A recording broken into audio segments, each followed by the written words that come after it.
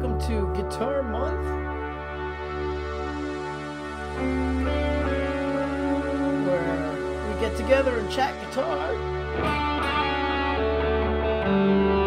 Hey, Matt. So Lucas Literature is here.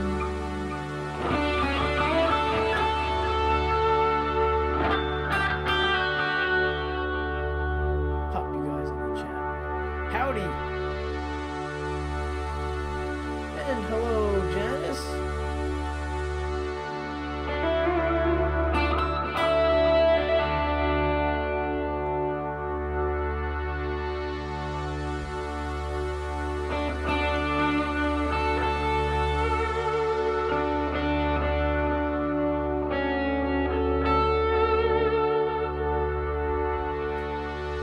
Hello, Wendy.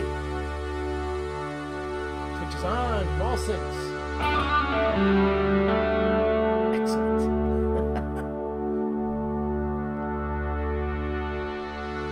John Ramsey, good evening.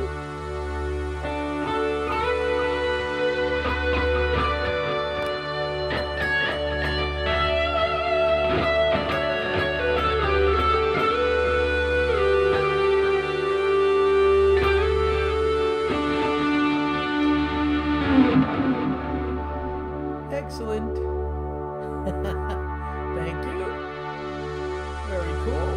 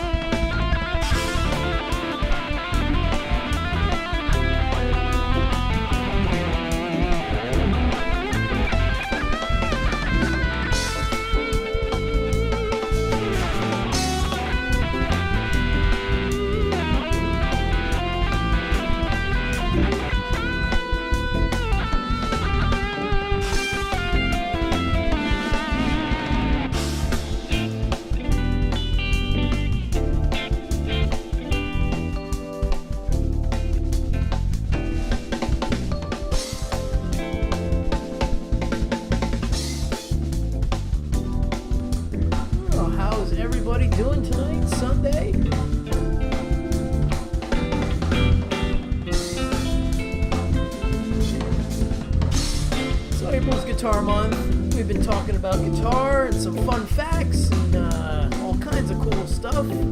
Dwight Bailey, hello. Good to see you. John Ramsey.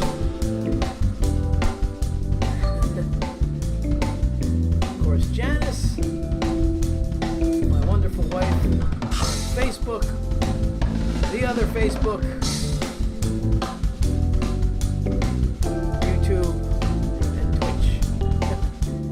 Hey, Jamie's in the house. Hello, Jamie.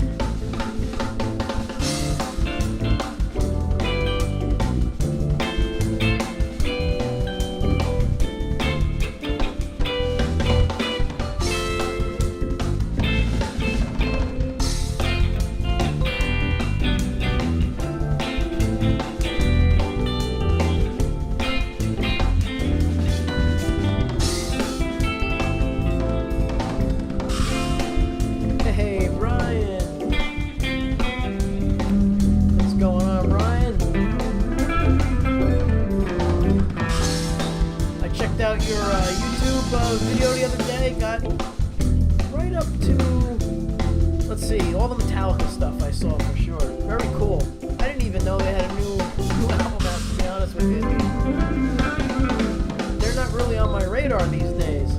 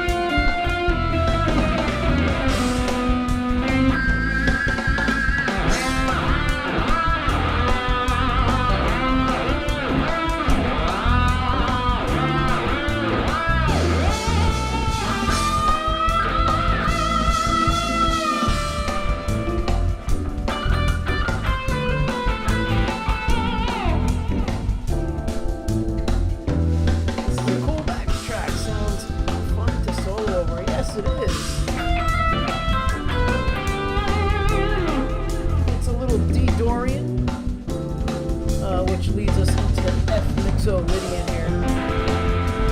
F major 7.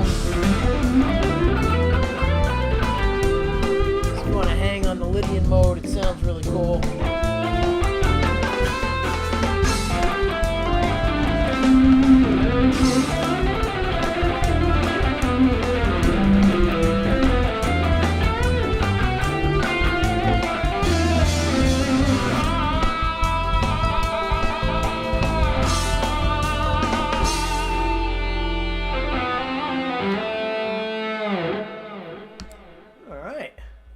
Let's make sure that stops.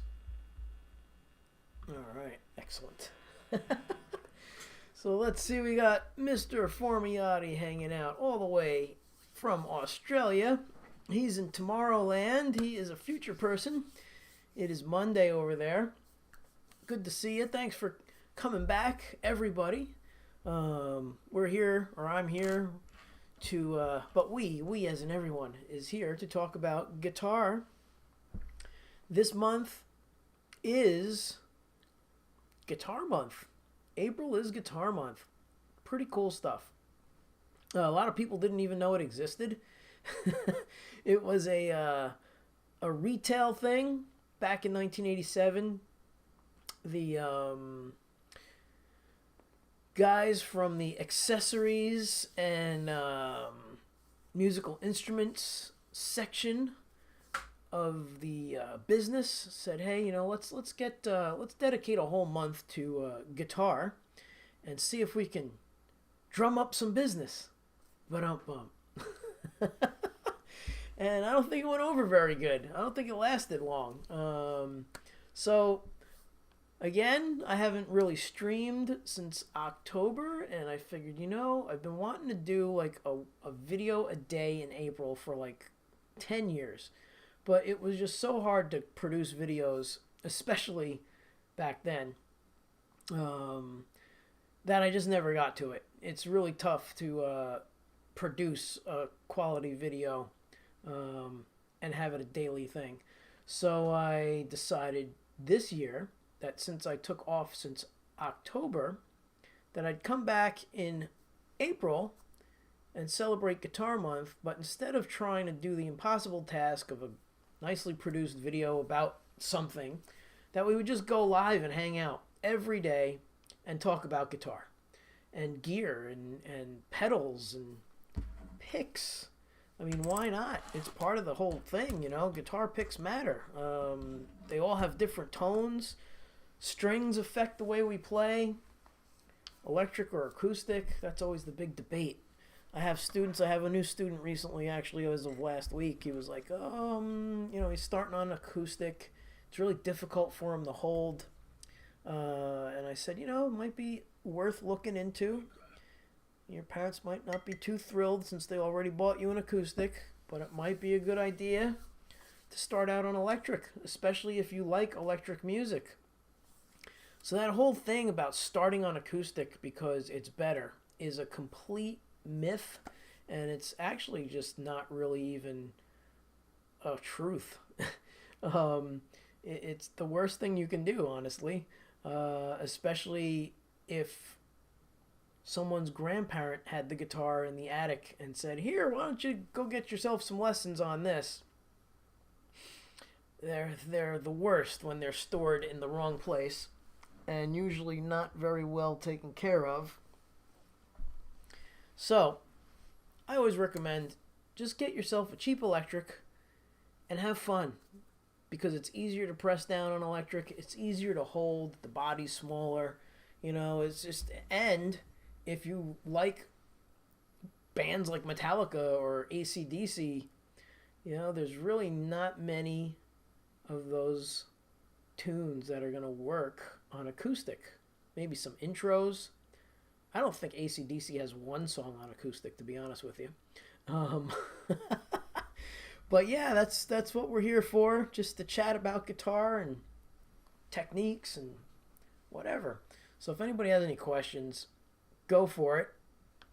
Maybe write it with my name first, nice and big in capitals, and then put your question after that so I see it, because I'm broadcasting to 4 destinations, 2 YouTube channels, Facebook channels, sorry, and YouTube and Twitch.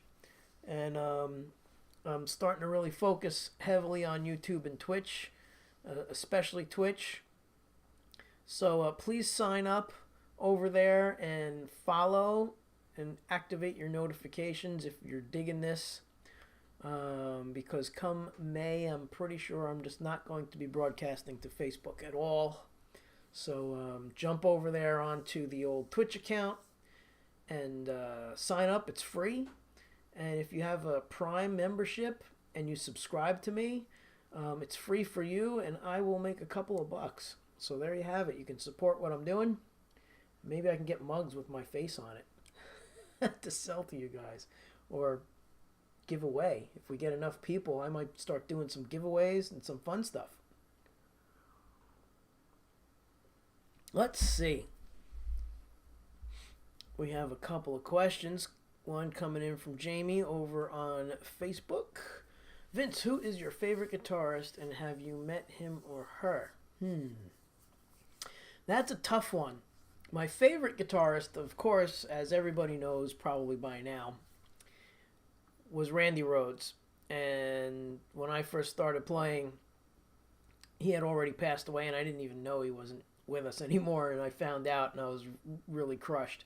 But a bunch of years later, in 1989, I got to meet his mother, which was a really cool experience. Um, it was a whole random kind of thing. It was one of my last few days in California, and I said, let me just try calling Musonia Music and see if I could set up an appointment to just even look at, the store. And when I called, Randy's mom actually answered the phone. I didn't know it. I said, "Hi, I'd like to speak with Dolores Rhodes," and she's like, "You got her," and I almost fell over. So that was the next best thing to meeting Randy, was getting to meet her. We spoke for a few minutes on the phone, and she said, "Well, why don't you come down today at 4 o'clock? I have no lessons after 4 today, and we could, chat about Randy." And I must have been there for 2 hours. It was really awesome.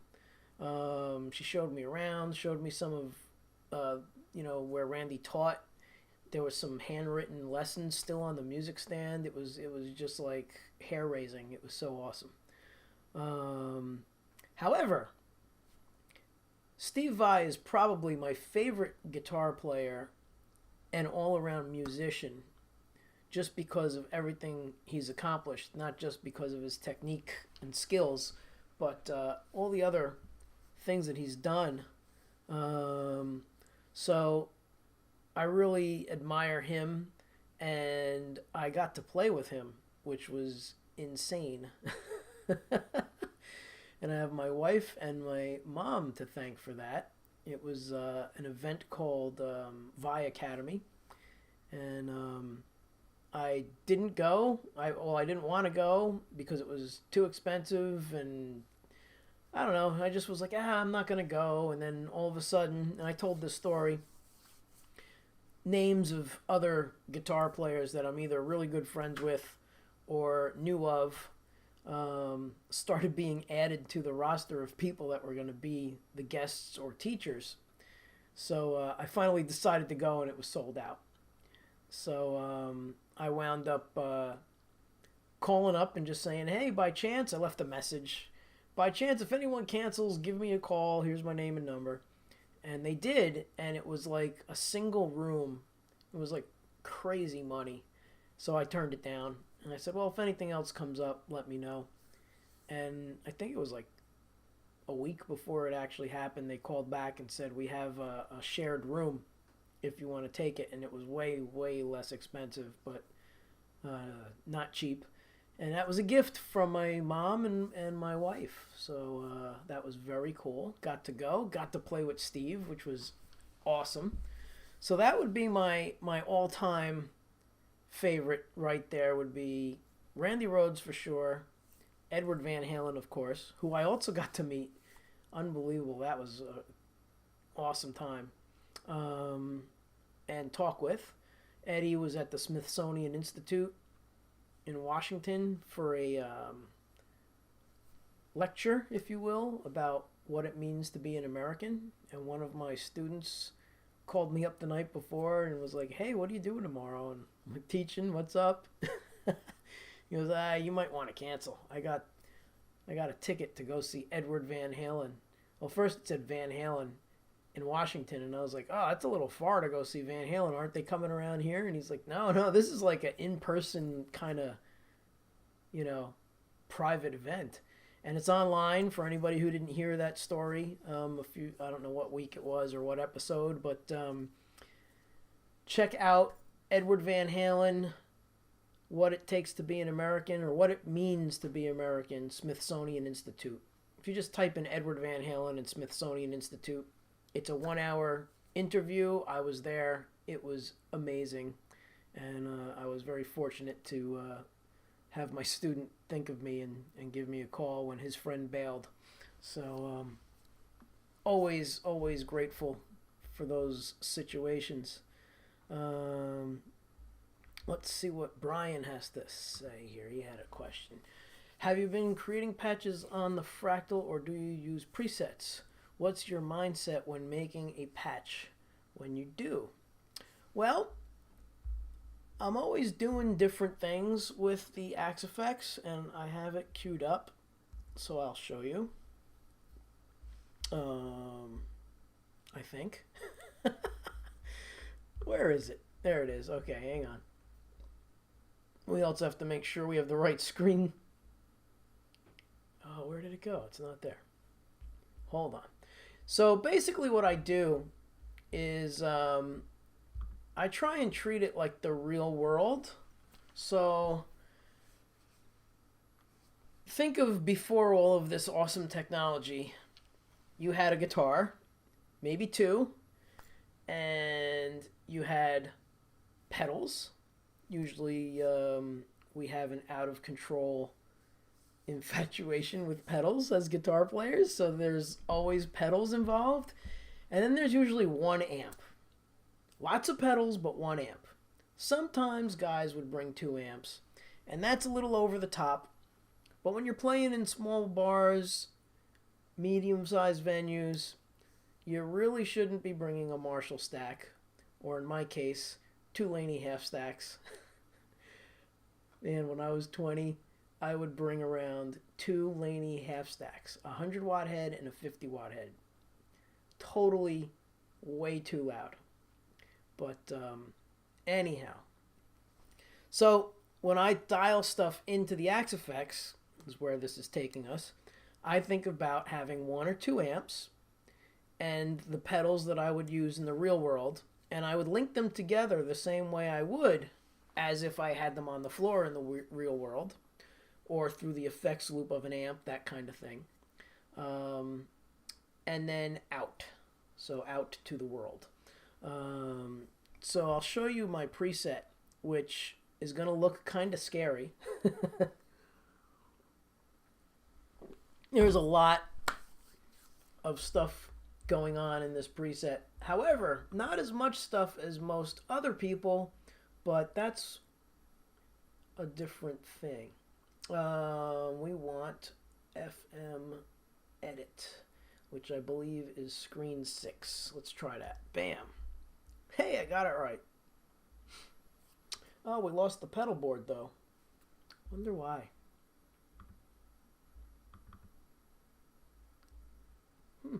Pedal board is gone. Alright, let me just try this one more time. Video source. Oh yeah, it's gone. Died. Maybe the battery's dead. Oh well, we don't need that right now. This is the preset. I'll grab the mouse over here. Okay, so now basically we come in on input 1. I'm going to a volume pan pedal. It's set to volume. And what I do with that is I'm using that to tone down the actual tone or input. So a lot of guys, they'll take their volume knob and adjust as needed. What I do is, now this is where the other camera would be helpful. Let's see if we can do this without damaging anyone, including myself. Any ears. Wow, it's showing that it's there, but it's not on the screen.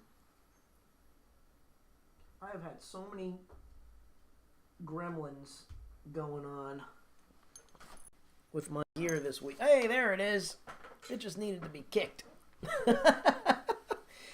Alright, so if you see this pedal right here, okay, that is a pedal that works on a pivot, and I can move it left and right. Okay, all the way to the right is full gain, and to the left is less gain. So I basically regulate how much volume is going into the axe that way. So I can go from like a bluesier sound right here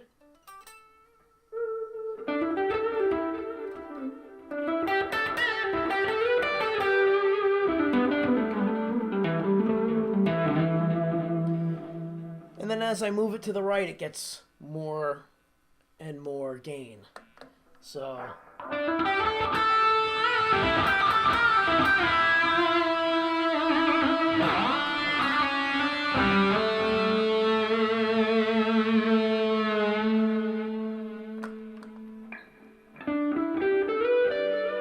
almost to the point where it's pretty clean.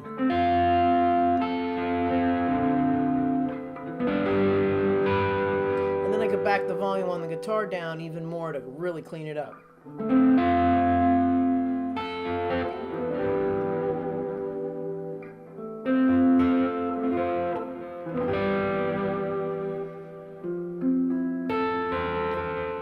And that was a big thing Eddie Van Halen did, because back then there were no channel switching amps, and he just had his Marshall. So he would just turn his guitar volume down and play the clean tones by rolling off his volume.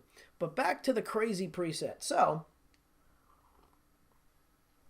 after we get past the volume, we have wah, which brings me back to the floor. All the way to the right is full blast volume, okay? But down and up is wah. And I have it on automatic set to on and off, auto engage. So that way when it's heel down, I am off, and when I start to move the pedal, it turns on.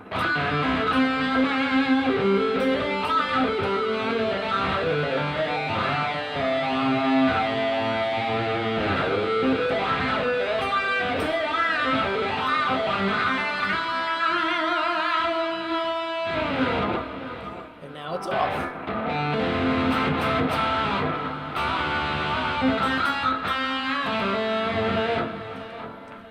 And then once we get past there, it's the old normal stuff like a compressor, which I use on some of my clean stuff for a funk thing.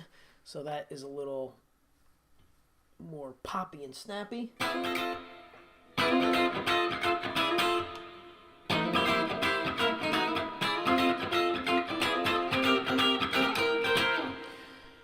And then some people ask me, in case you haven't noticed, well, why do you keep the compressor after the wah-wah? And why not put the wah-wah after the compressor like normal people do? And, well, first of all, I'm not normal.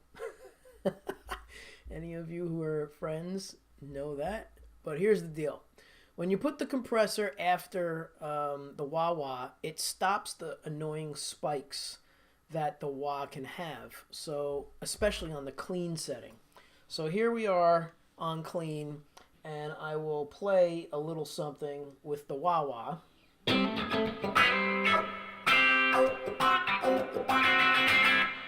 And it stays pretty well maintained, but if I shut that compressor off, it's going to spike or sound spiky.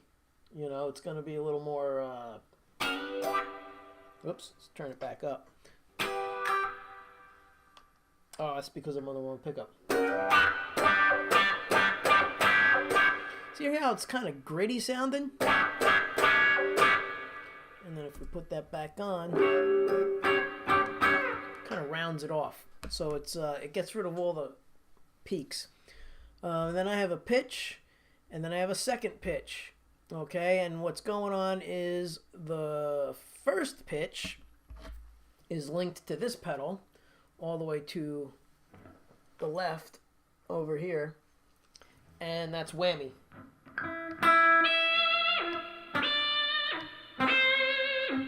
Which you can't see for some reason. What's the deal? Maybe we need the light to change directions. No, that didn't do anything. Let's go to the bigger pedal. Let me get back over to here. Bigger pedal is screen 5. Boom. Okay, so here's the whammy over here. All right.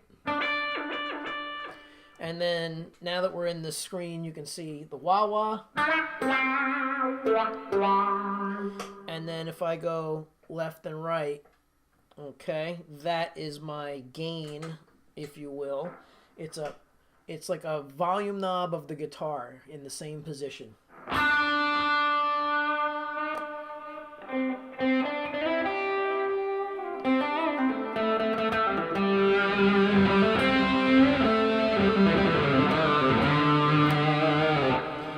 Alright, now back to the other screen. Okay. So now, next one in line is the second pitch, and that is linked to I believe an octave. Yeah, there it is.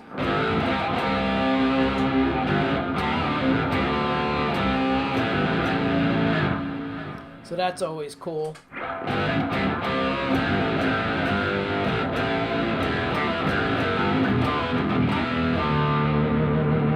So that's a neat pedal. I always loved Octavers, especially the old Boss Brown pedal that,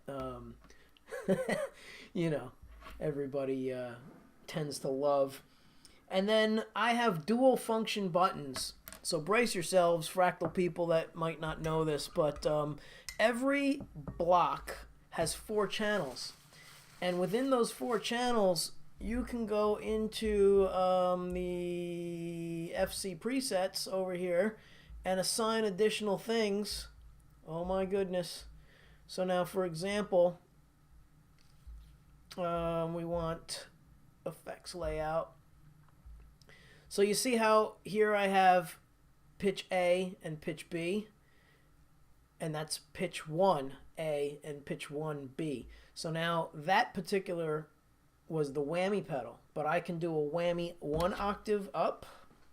So 1 octave up whammy. Whoops, let's turn the volume back up. Or if I go to this preset scene, it automatically switches to B. And channel B of the pitch block 1 has whammy 2 octaves higher. All right. And let's see. Over back to something a little more normal.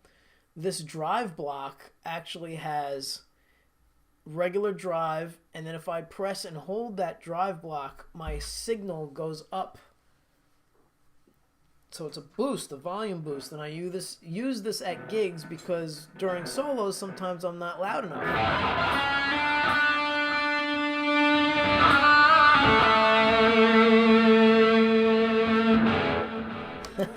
So we have that. That's a 3 dB boost, I believe I put on that.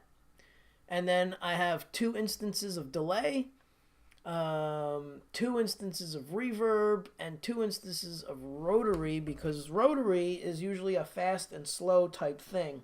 So I'll shut off the delay. So now this is rotary normal.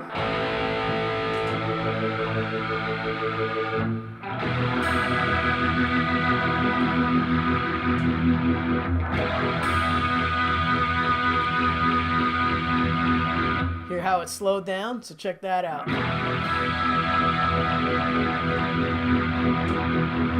now it's faster. Yes, I'm missing all the fun over here. You guys are chatting away. Is that the I'm louder than you button? Yes, it is. That's the I'm louder than you button. And my friend Jim Schultz from one of my cover bands, Complicated, he said, you need a louder than you button. So literally in the preset, if I do a scene where it's louder, it says I'm louder than you. Oh, yes. Let's back this up a bit. So, all right. Too many good guitarists for me to say I like one better than the other. I do like Eric Johnson, or actually Cliff Dover is my favorite of all time. Yeah, he's awesome. Wendy and I got to see Eric Johnson up at front row, well, front table at the old BB King's years ago. We were right in front of him. It was pretty amazing. All right, so we'll get back to this gear thing, if you will. So now, channel B of the reverb. So that's just a normal reverb. Now we have gigantic reverb. And it has a little bit of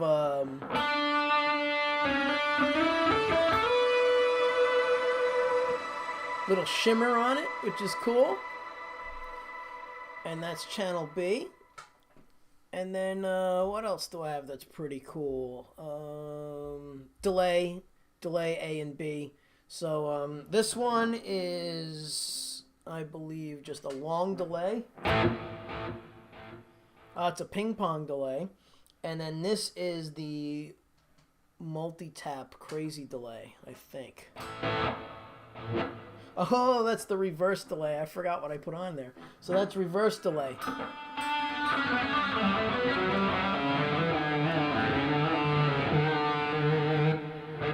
And then channel A is back to ping pong delay.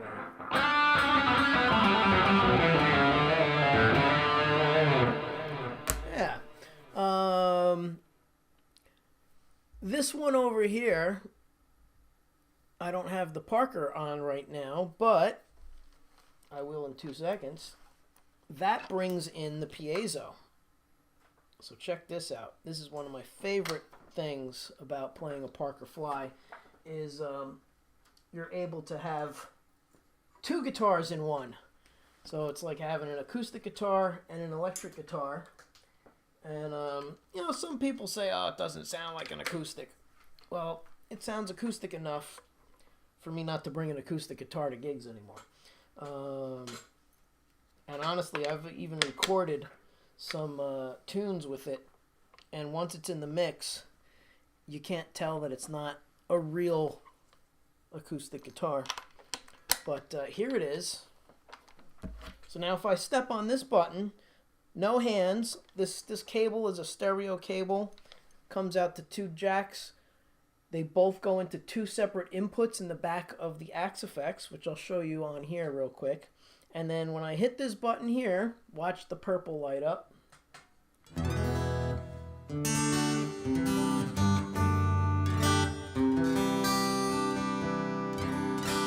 Alright, and then back to electric guitar, which would help if I turned it on again.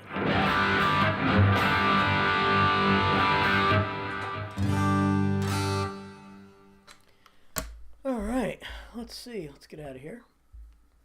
So input 1 is off now because I'm still in piezo mode. Okay, so right there, and you see input 3 is turned on because that's where the acoustic piezo jack from the guitar is plugged into input 3. And that's the acoustic guitar rig. And then to save CPU space, I jumper it in here because I use delay and reverb, and that's it on my acoustic. It goes to the looper, and then it goes out to everybody to hear. And then this input 4 is for my guitar synth. So the guitar synth comes in here, it joins in at the looper, and then I'm able to loop the 6-string electric, the acoustic, and the Roland GR55 all in one shot. And I did that the other night to start out the show. Yeah, so that's pretty much my signal chain and how it works. As far as amps go, I use the FAS, which is an Axe-Fx, or I should say a Fractal Audio Amplifier, FAS. Fractal Audio Systems Modern 3 for the distorted stuff. That's on A. And then when I switch to cleans, you'll see that that's going to switch to B. And that's a USA Rhythm. And that's my cleans. And that's it. I use 2 amps and pretty much the regular array of pedals. The drive is my favorite BB preamp by, oh my goodness, Exotic Audio. They're great. I have their pedal in the real world, and that's what I use in the Axe-Fx. And then I just use a phaser, rotary. I have another pan type thing. That's the tremolo. So that's this guy here. So normal sound. And the tremolo effect. You know, here's the BB preamp.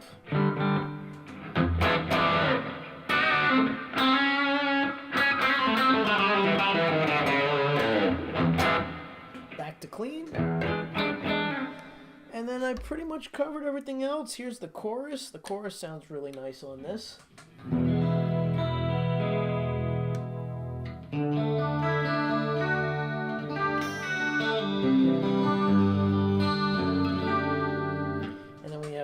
flanger, which is, I believe, the MXR, because I like Edward, of course.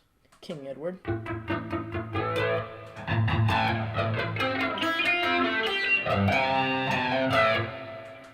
And then our multi-tap delay is just insane delay over the top from the other one. It has a multi-tap rhythm to it, so you can hear it going between your earbuds if you have them on. It's pretty wild. Yeah, let's get out of there. Let's see. I'm sure there's all kinds of questions, or maybe I lost everybody and you're gone and I'm talking to myself. Let's see what's going on over here with the comments. Okay. Surfer Boy all the way from Boston. Rainy Boston. Yeah, it's been weird today here. It's a lot cooler again. And last night, wow, did we get storms. Unbelievable storms. Yeah, just craziness. Let's see. Oh, thanks. Thanks, Mitch. This should have 30,000 subs instead of just over 1,000. Yeah, well, you know, I'm the new guy on the block, so I have to keep doing, paying my dues here on YouTube and Twitch to get noticed. But thank you. I really appreciate that. Brian says, this is awesome. And it disappeared. There it is. This is awesome, Vince. Thank you. I hope that helped with maybe some sound design for yourself. It's not as elaborate as some of my other Fractal buddies.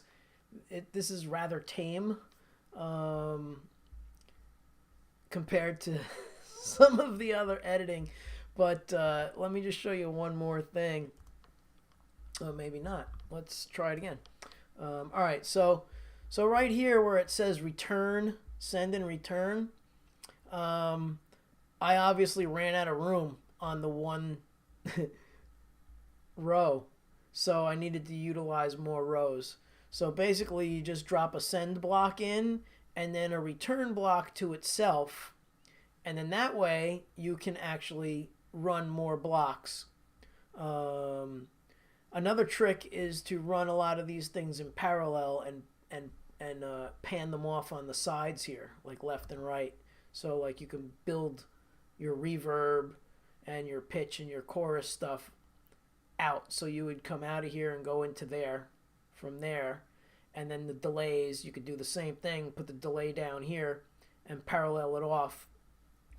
It saves a lot of visual space too, but you have 6 rows, so who cares? There's plenty of room.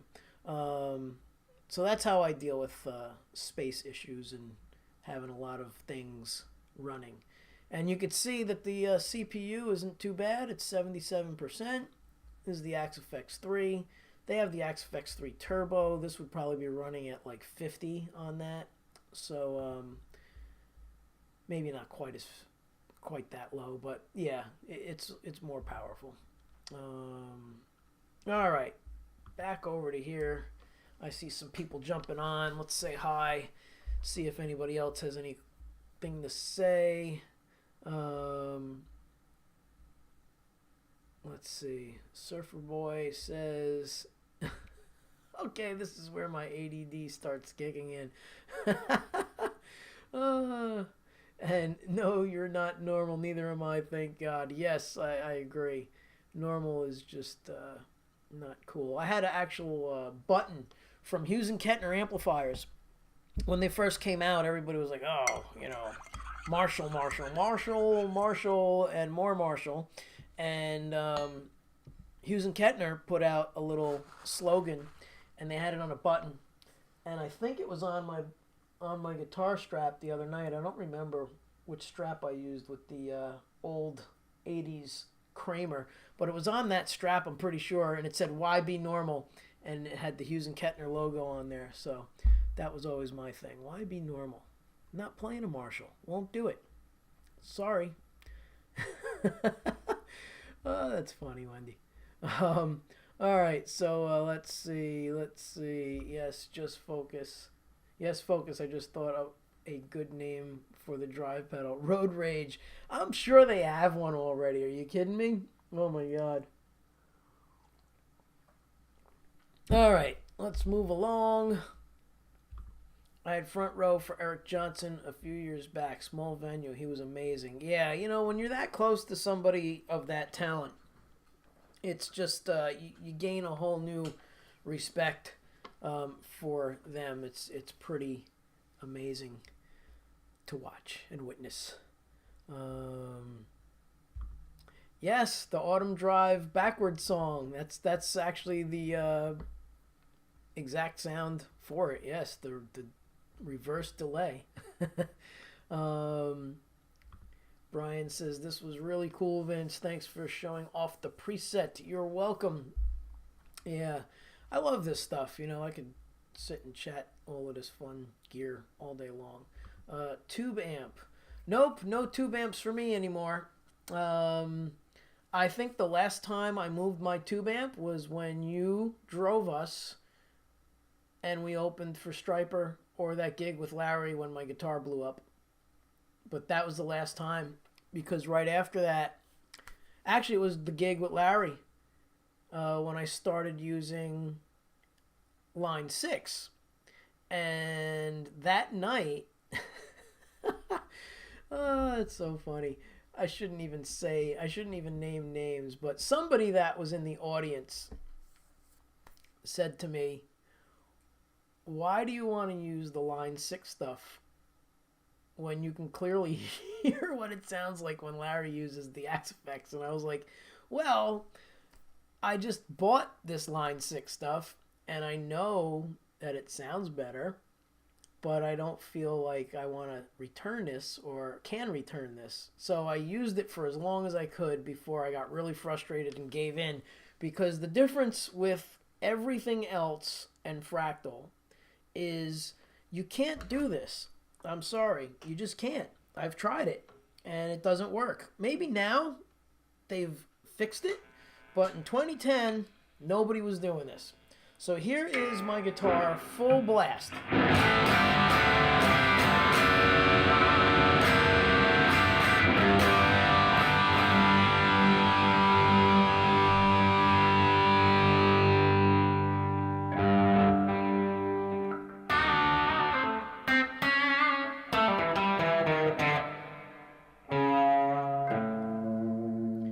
Listen to the dynamics. Now I just switched to my middle pickup. It's clean and it's not cutting out.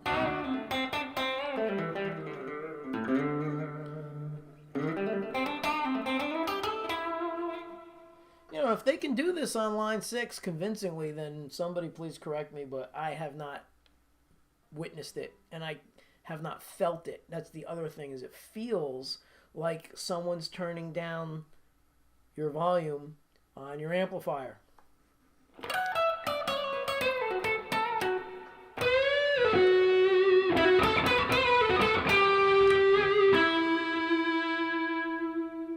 Just turn it down again.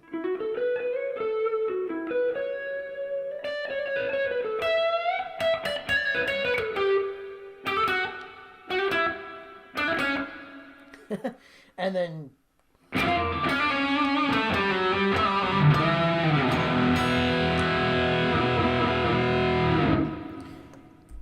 so I guess you get the point.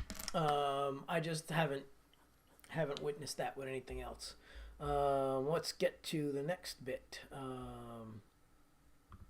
Great Fractal tutorial tonight. Oh, thank you. Glad you're digging it.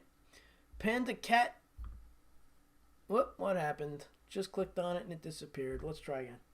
Panda Cat PK, cheers. Thank you. Cheers to you too. Archie's in the house. Hello, rock stars. Hey, rock stars. All right. Saying hi to Wendy. Wendy's saying hi back. Wendy's awesome. Let's hear it from my wonderful wife. She's really great. She's on 2 Facebook pages, YouTube, and Twitch.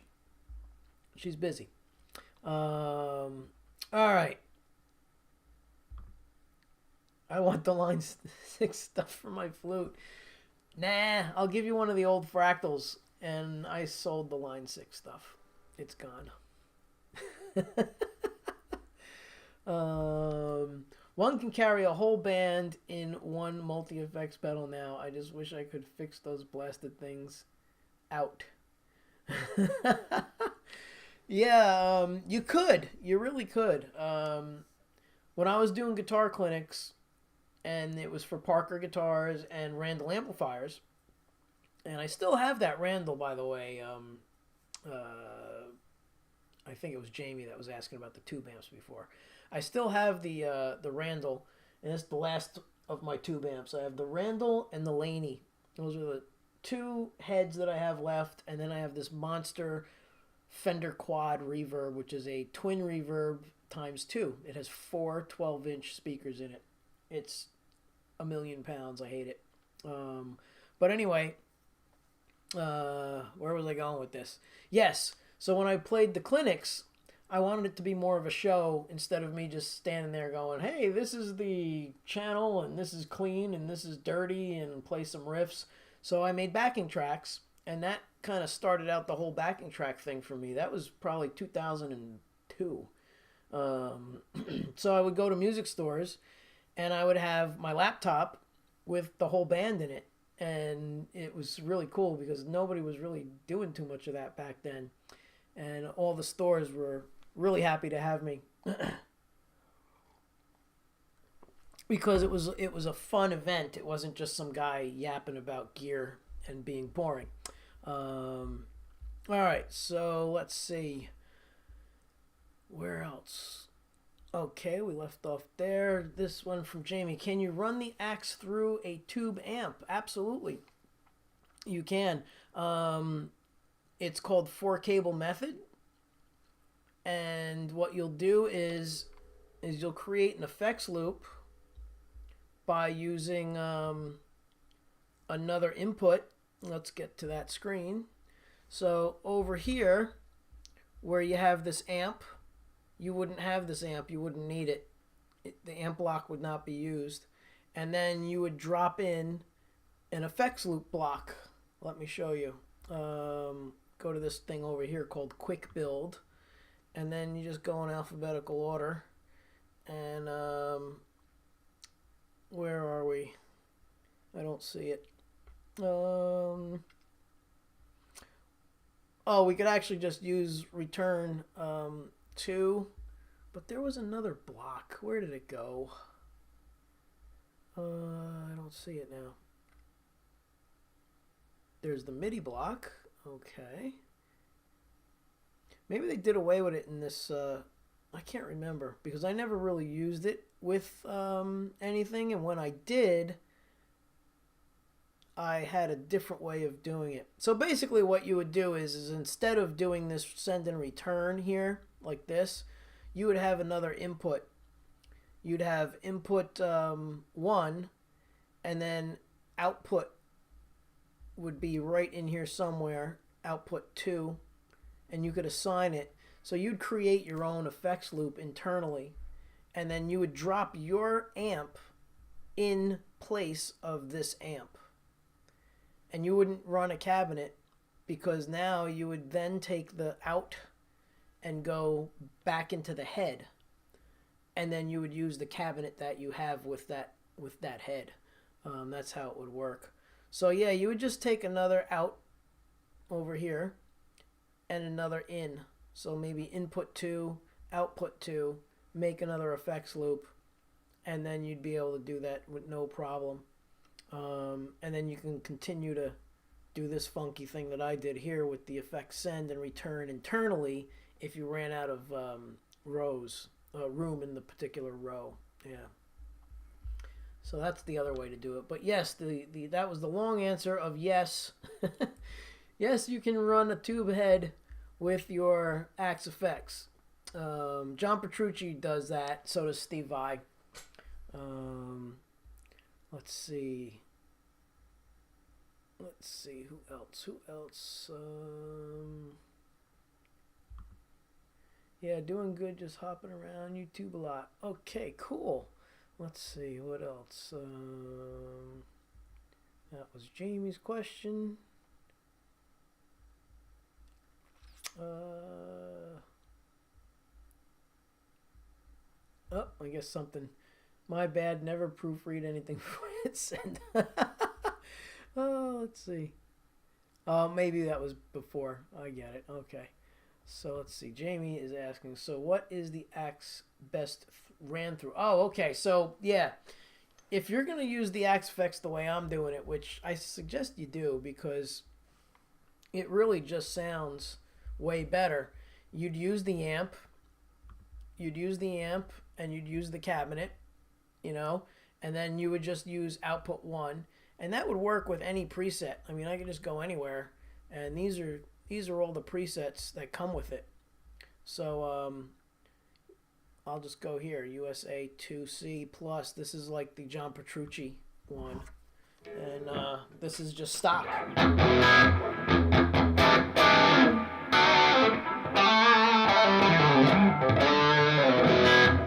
So that would be like one sound.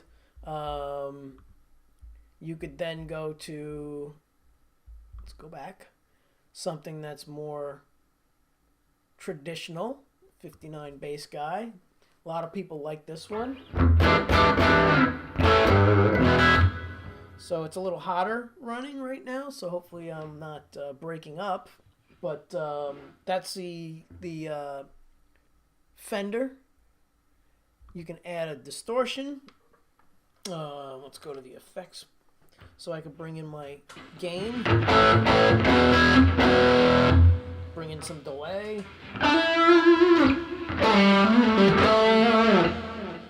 And that's just stock. I haven't edited that at all. That's nothing that, I've touched. Let's see. So now what you could use to plug it in, what I'm using to plug it into, what you're hearing is just direct. And what I'm hearing in the room is through my PA system. I don't even turn on the Tech 21s back there right now. Let's get out of here. Let's get back to my preset, which is somewhere over here. V's Universe. Yeah, there we are. Back to normal. All right. Let's see what you said there. Right. So what is it best ran through? So if you wanted to plug into just an amp in your house, you can get something like the Tech 21 power engine, or if you have a PA system, just plug right into the PA system. What does it plug into a speaker? Is it a head unit? Sort of. It's a 2-space rack. That's that guy there. And then you have to buy the foot controller. So it's a separate unit. Sometimes they run specials for both. But you can also get the FM9. That's kind of like having the Axe FX and this foot controller all in one. So, and then what you'll plug it into is what they call an FRFR speaker, full range flat response speaker. And what that means is it's a PA style speaker, which has no color to it. So basically there's no preamp section in that type of an amplifier. So what you're used to doing or dealing with, and this is a good visual here. So what you're used to dealing with is this section of the amplifier. So you have your bass and your mids and your treble and your presence and your master volume, right? So that is now taken over by this block. So you don't need this on your amplifier anymore. And honestly, if you plug the output of the Axe FX into your amplifier that has all of this stuff, it doesn't sound good. It actually makes it sound pretty bad, and people get the wrong idea and think, oh, this thing sounds terrible. Well, you have to keep reading in the manual, and it's suggested that you don't run it into the front of your amplifier, that you run it into something called an FR style amplifier. Full range, flat response. And basically what that does is it eliminates this section, okay, and only gives you the power section, okay. And this is probably a bad example of that. So let's go back to here.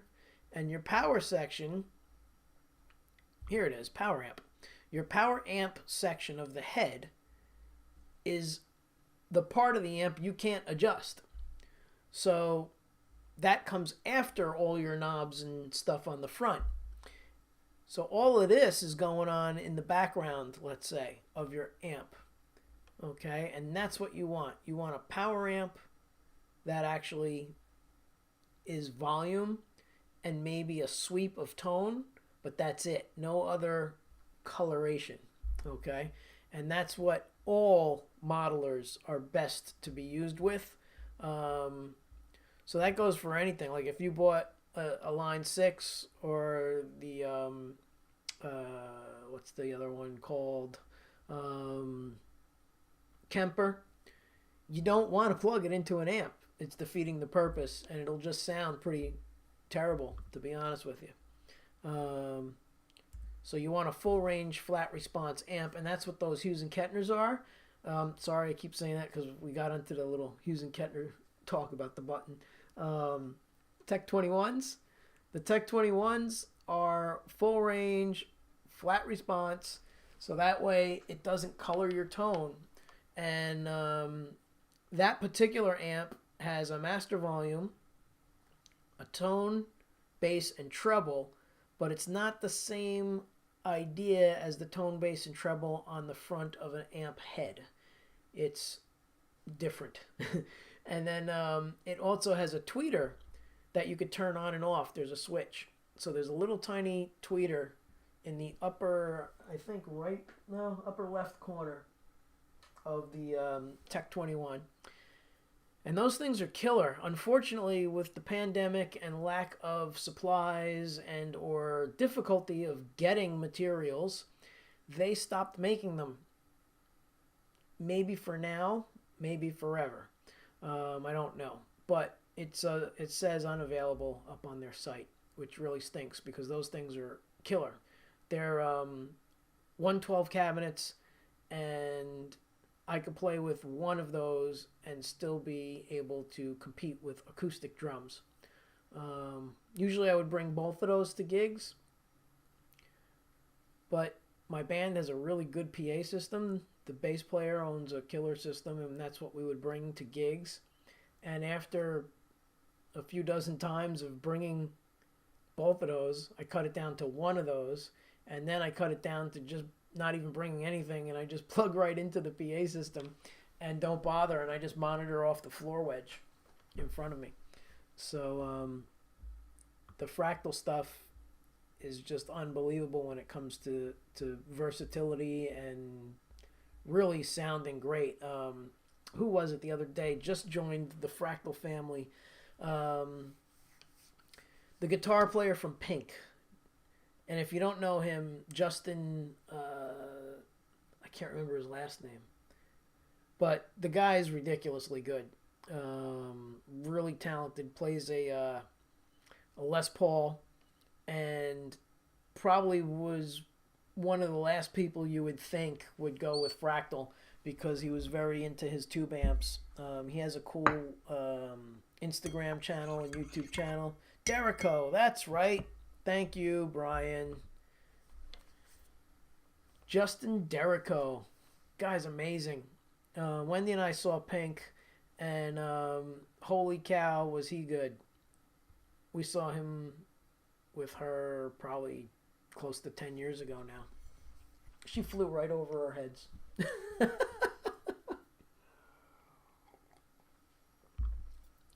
Thank you, John. Yes, so FR are the nice and light. Yes, they are nice and light. They are super light. That's another perk of having the Axe FX with all of this stuff because it doesn't weigh a lot. Um, and as you get older, you don't really care to move a lot of heavy stuff when you're playing gigs, especially if you're standing up for 2 to 3 to 4 hours, depending on the gig.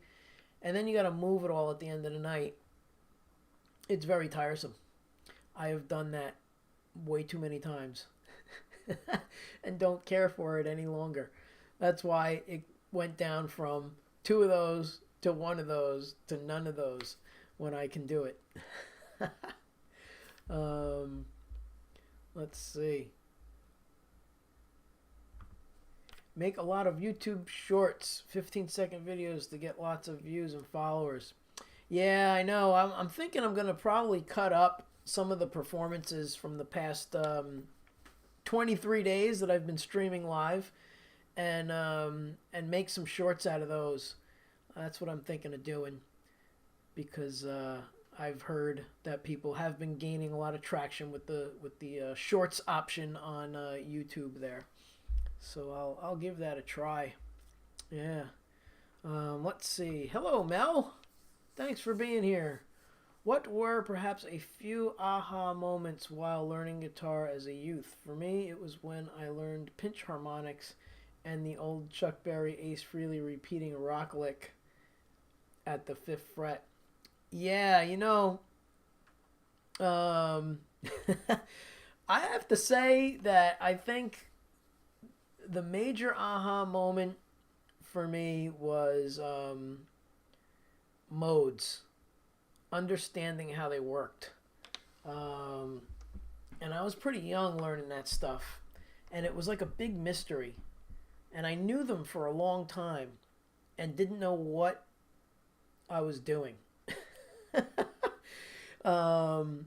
I remember figuring out the toccata and fugue in D minor as a dare in high school. I must have been maybe a freshman.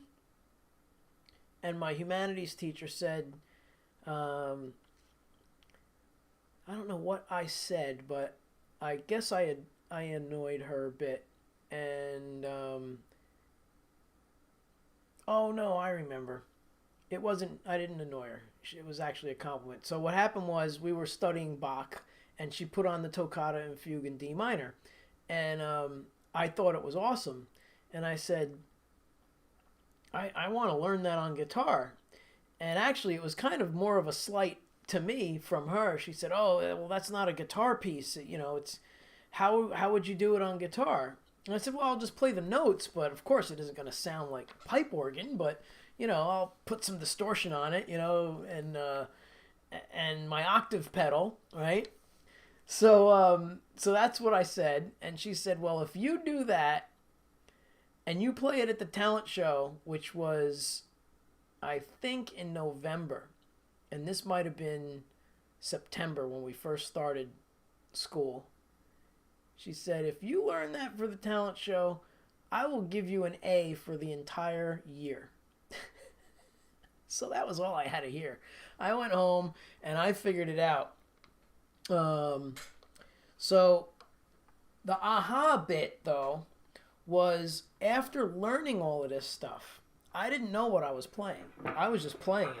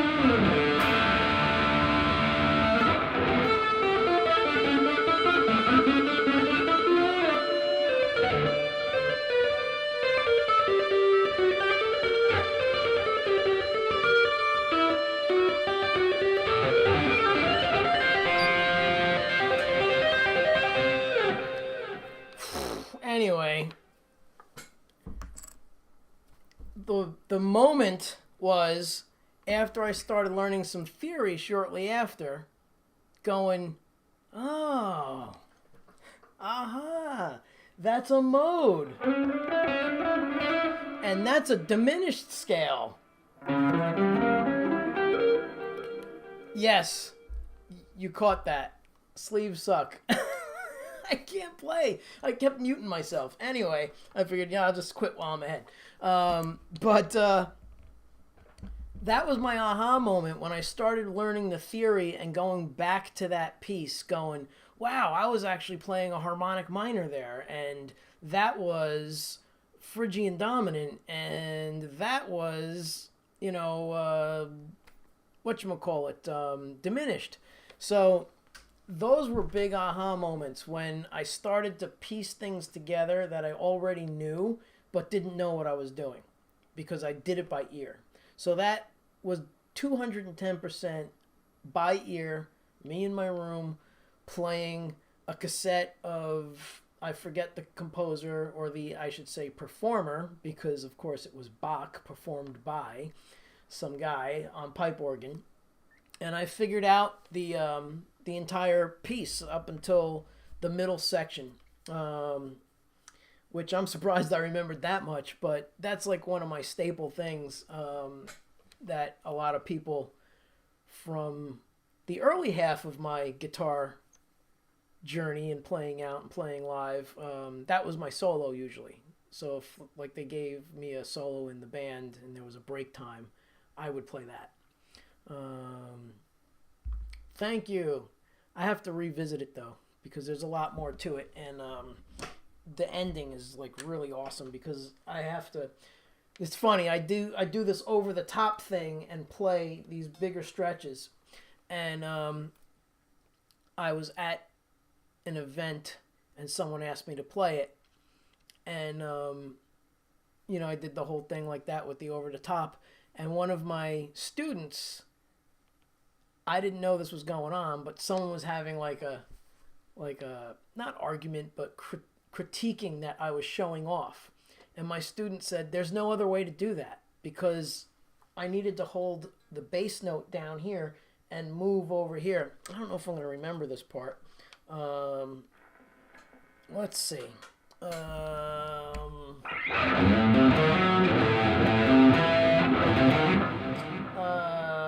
I'm not going to remember it, but basically it was a thing where you'd hold here and do this pivot thing, and this note had to move, and there was no way to tap that because this space from here to over here was wider than you can physically reach.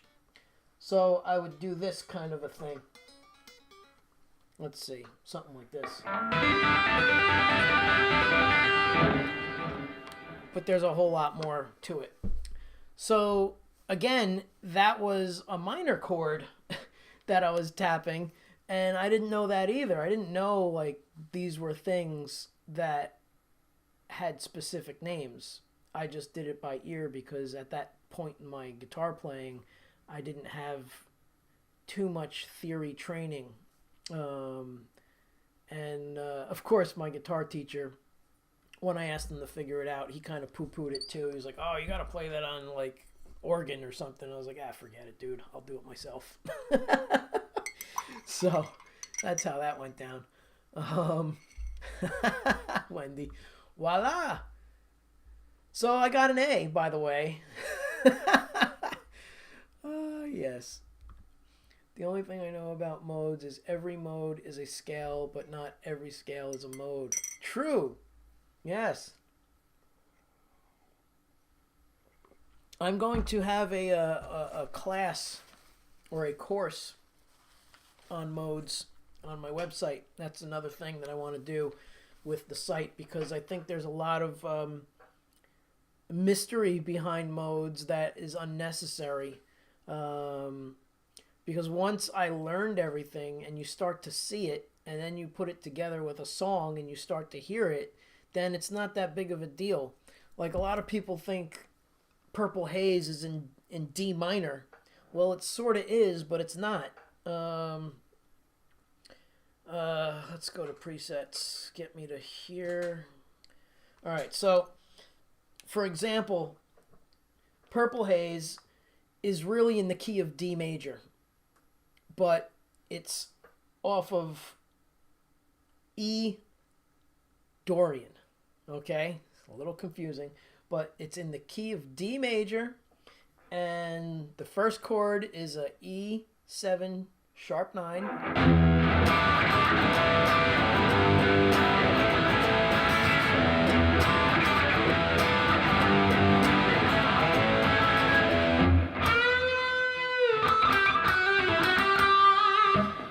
But it's E Dorian.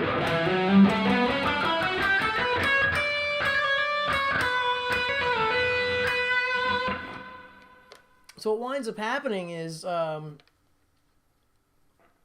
do I explain it? Whoops, I can't remember the actual solo because I play my own solo. There it is. So basically that's D major. And what happens is he's starting on the E, which makes it E Dorian, but that's still in the key of D. Gets a little confusing.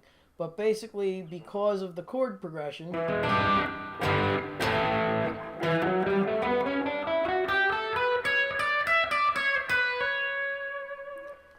that's how it winds up in E Dorian. So, and it probably is too much to just get into here, bore everybody to death, but it's basically starting on the second degree of D major, and that gives it the tonality that it has. Whether or not Jimmy knew that, probably not, because he was just playing it because it sounded cool. And that's really how a lot of people create riffs. Just play it because it sounds cool, and then the other stuff will start to fall into place. It'll really it'll really tie in other words. If you start learning even the slightest little bit and pieces of theory, you'll start to understand how songs work. Let's see. I saw this one, sleeves suck. Yes, I can't wear sleeves when I play, like, for real. If I was doing a gig, when you saw my Monday Night Lives, I would always wear those half rolled up sleeve shirts. I can't play with sleeves. I just wind up muting myself all over the place. Thank you, Surfer Boy. Thank you. That was great. Thank you. You got that ear training from my grandmother. Yes, and it was at a young age. Between 2 and 5. I don't remember how old I actually was, but I was very young, like super young, and there was no internet, and what else was there to do? Play at the family piano, That's how it worked back then. Hey, Lori's here. Hello, Lori. Metalhead Hippie wants to know if it's okay for him to share you going live on his live right now. Sure. Awesome. Oh, hey, there he is. There he is. Do I want to play live? Okay. I will. I will play right now. Let's see. Let me get the good audio. First, let's get the songs queued up. We're going to do an original. Let's do something fun and funky. We'll do Funk Me Silly. This is an original. And everybody say hi to Metalhead Hippie. My buddy Jeff. He's awesome. Play one for us. I will. Here we go.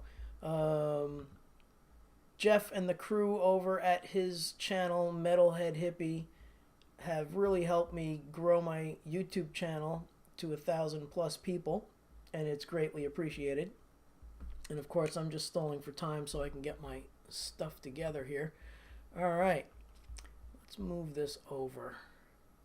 All right, people, I'm going to give you the good audio, and we're going to go live with a tune for everyone on the Metalhead Hippie Show. Thanks for doing this, Jeff.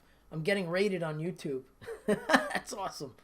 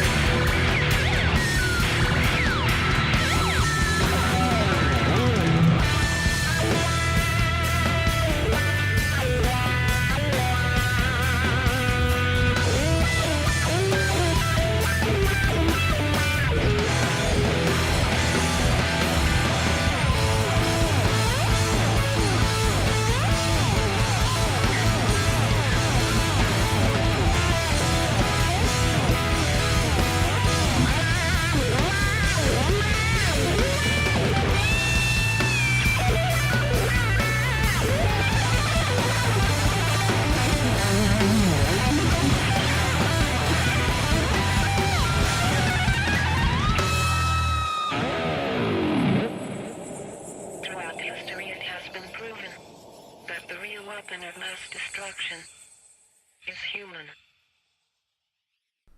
Hey, everybody. Oh, thank you so much. Uh, playing off the chats. Oh, yeah, that was fun. Thanks for doing that, Metalhead Hippie. My buddy Jeff. Hello, Epiphonium. Come on, why isn't it coming up? Oops, there goes Wendy. All right, let's try that again. There he is. Thank you so much. That was a lot of fun. New toy ray gun. Well, the other one stopped working the other night, and I thought it was because the batteries died, but they basically exploded inside the gun, and now it's covered with acid. So I broke out my spare.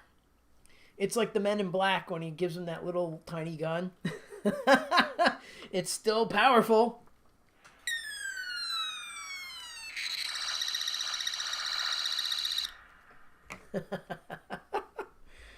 Oh, yes. Killer guitar playing. Sick and dope as hell. Thank you. Thank you so much. I really appreciate you doing that, Jeff, and bringing the gang on over and then broadcasting me through your channel too. That's really cool. Yes, the gun. Oh no. Yeah, so this is the second time that gun has had a casualty. One time I was doing a clinic with Stu Ham and I threw it down on the floor, and I always keep the foam from my guitar case, my pedal board foam, face up and toss the gun into it, but I was a little over and it missed the foam bed and it blew up all over the place, and I put it back together and saved it, but the battery acid leaked everywhere and it kind of ruined it. And they're really hard to find because the other gun has a pitch control and I can really change the pitch and it sounds really awesome. This one, it just does the one thing.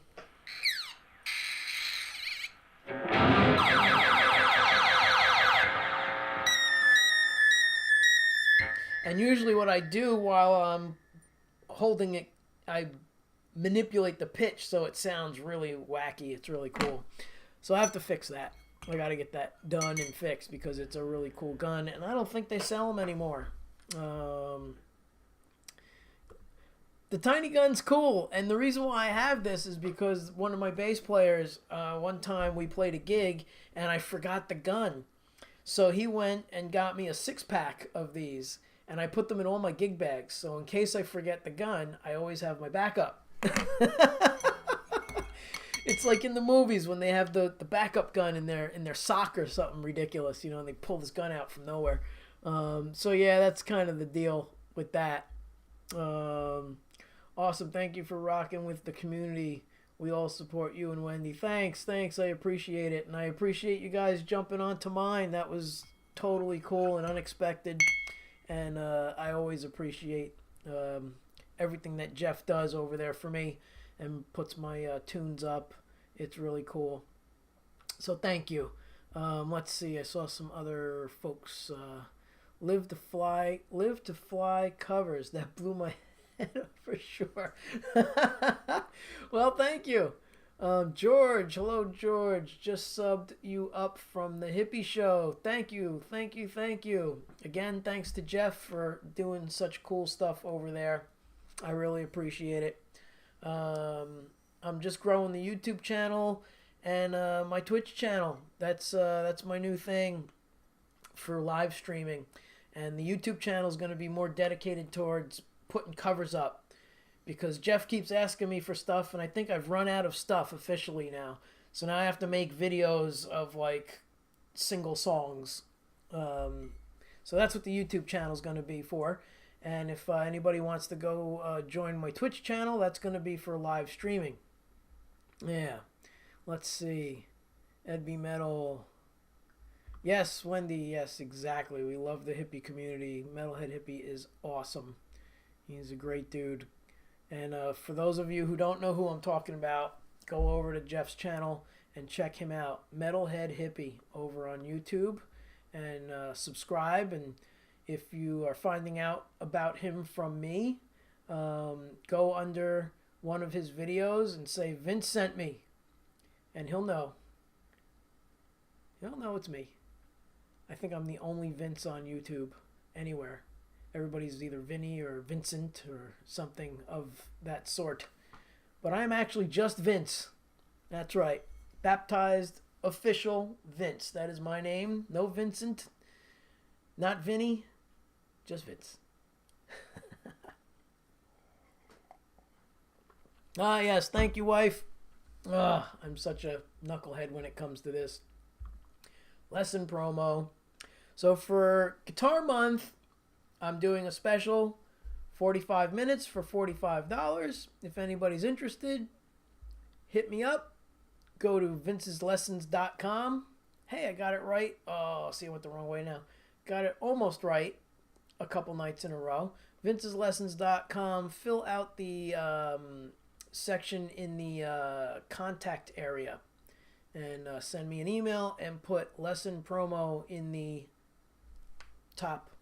This will only be for April 2023, so in case you're watching in the future, it will not be honored.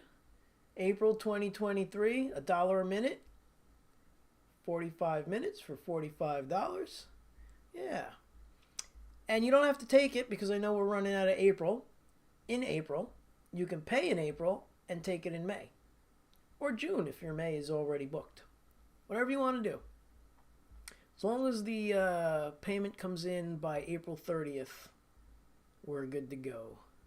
All right, let's see. Smash the like and please sub up and follow. Yes, please do. Thank you, Wendy, my wonderful wife, helping me out with all the, I'm not very good at pushing myself. See you later. I'll check out your channel in the future. Thank you. Thanks for being here.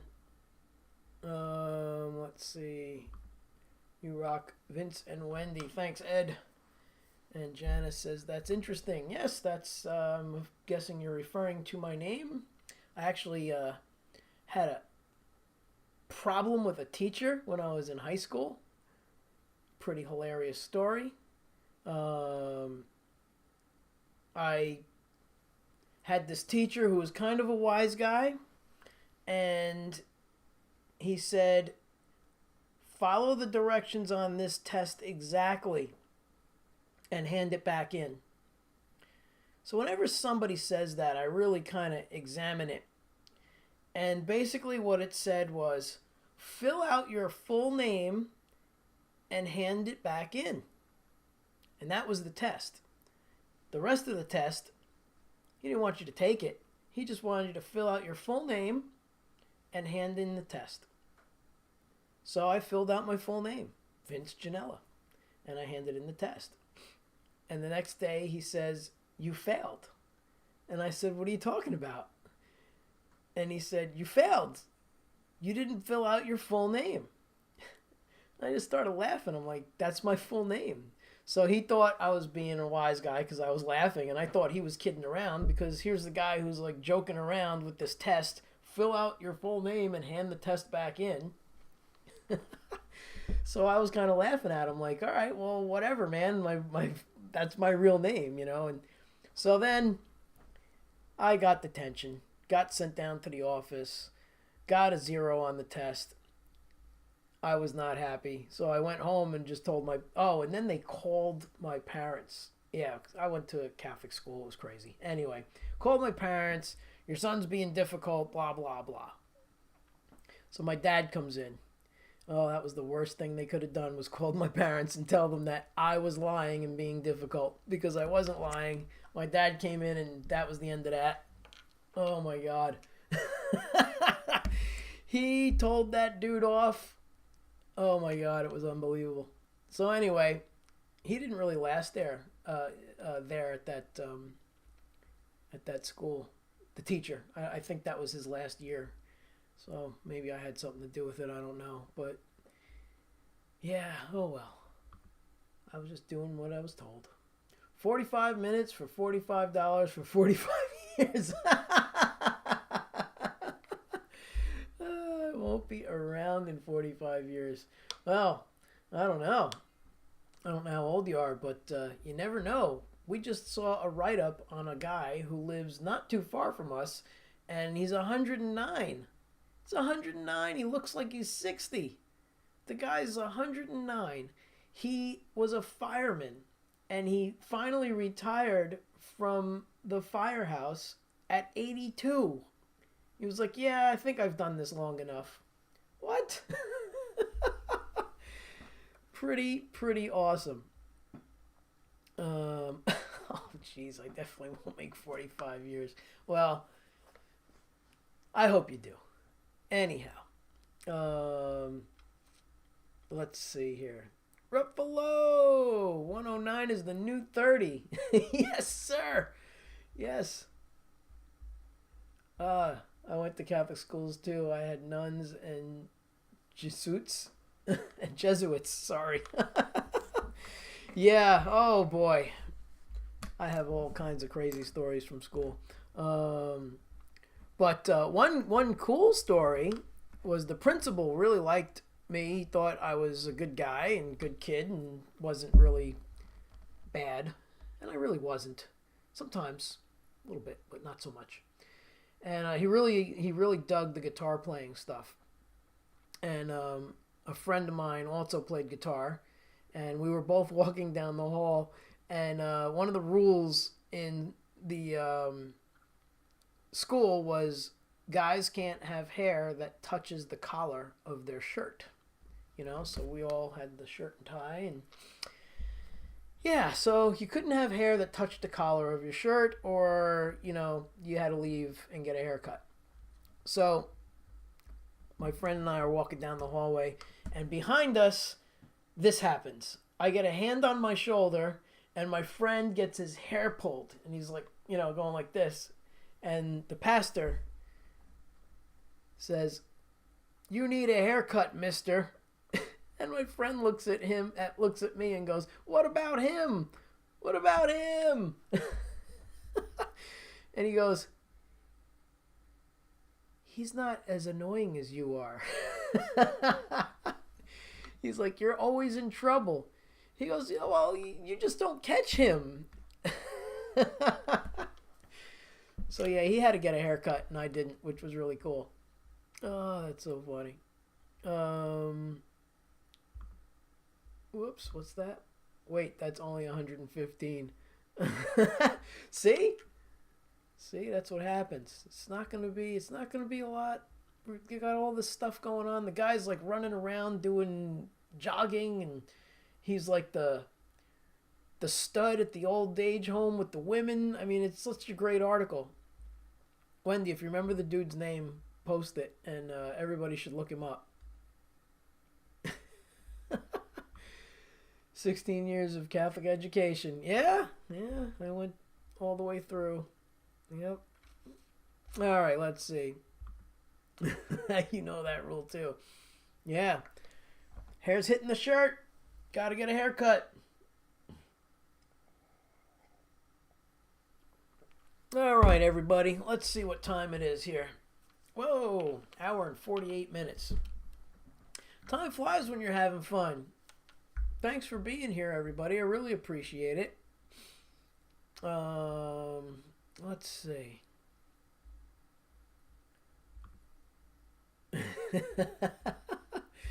I'm totally living until I'm 97. I'm sure, maybe more. What you do with your life? That's right. Little whatchamacallit, twisted sister.